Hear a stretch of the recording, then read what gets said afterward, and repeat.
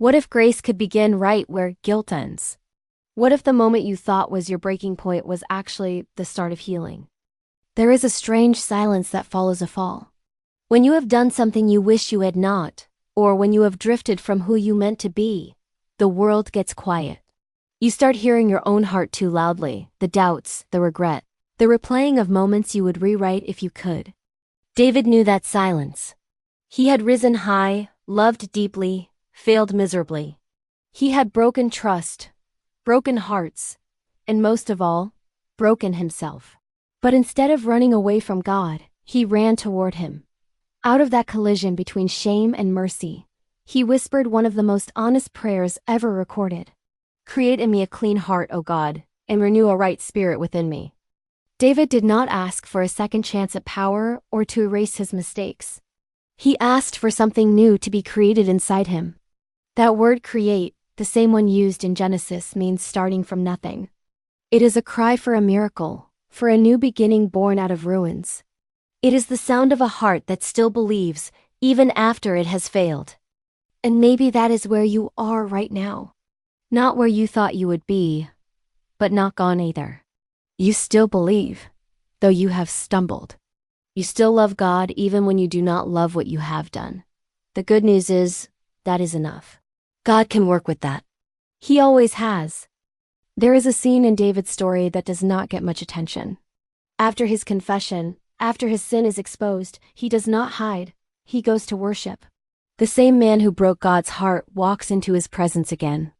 Not because he feels worthy, but because he trusts God's mercy more than his own failure. That is courage, not pretending nothing happened, but believing grace is stronger than shame. Sometimes we think faith is about never falling. But maybe faith is proven in how we rise after we do. The world teaches us to move on fast, to fix things, to hide the cracks. But God does not work like that. He meets us in the middle of the mess, not to judge from afar, but to rebuild from within. He does not just patch the heart, he remakes it. If you have fallen lately, do not stay on the ground too long. Talk to him. Not in the language of guilt, but in the honesty of a soul that still believes in goodness. Tell him, God, I cannot undo what has been done, but I am not done being yours. Psalm 51 is not a psalm of despair. It is a psalm of courage. It is what faith looks like when it is bruised but alive. It reminds us that brokenness is not the opposite of holiness, it is the doorway to it. Because only a heart that knows its need can truly receive renewal. Think about the people who have inspired you most in faith. They were not perfect. They were honest. They let God rebuild them after failure, Moses after his anger, Peter after his denial, Paul after his pride. Each of them had a moment when everything fell apart. And yet, grace did not give up on any of them. That same grace has not given up on you. Maybe you have been walking with guilt for too long, calling it responsibility. Maybe you have been trying to fix what only God can recreate. The truth is, forgiveness is not something we earn, it is something we allow. You do not have to climb your way back to God. You only have to turn toward him. Sometimes, the most powerful prayer is not long or poetic. It is as simple as David's, "Create in me a clean heart." That is it. That is the beginning of redemption. Picture it for a moment. You, standing in the quiet, eyes closed, hands open. The weight still there, but the surrender real this time. The kind that says, I cannot carry this anymore. And in that surrender, something shifts. Not the past, but your heart. A spark of peace begins to grow, faint but steady. That is God at work, creating again. If you have ever wondered whether you can still belong after you have failed, this psalm answers that question. Yes, you can. Because the story of faith is not about perfect people. It is about a perfect God who keeps writing with imperfect ones. You do not need to have it all figured out. You just need to keep believing that renewal is possible. That is faith. Not the loud kind that shouts over doubt, but the quiet kind that keeps whispering, I am not finished yet.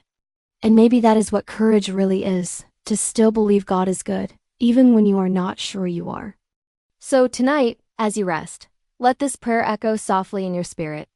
Create in me a clean heart, O God, and renew a right spirit within me. Not as a demand, but as an invitation. Let him do what he has always done best. Bring life where something once died. You are not defined by your failure. You are defined by your return. And every return is a miracle in motion. Let us pray. God, we come to you with the parts of us that do not feel worthy. The places we have hidden. The choices we regret. The pieces we cannot fix. Thank you for never turning away. Thank you for loving us through it all. Create in us clean hearts, not hearts that forget, but hearts that heal. Renew in us the courage to believe again. Teach us that mercy is stronger than shame, and that grace still has our name on it. Amen. Remember this. David's story did not end with his fall. It began again with his faith. Yours can too.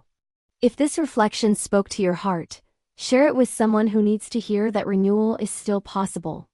And never forget, no matter how far you have fallen, you are never too far for grace.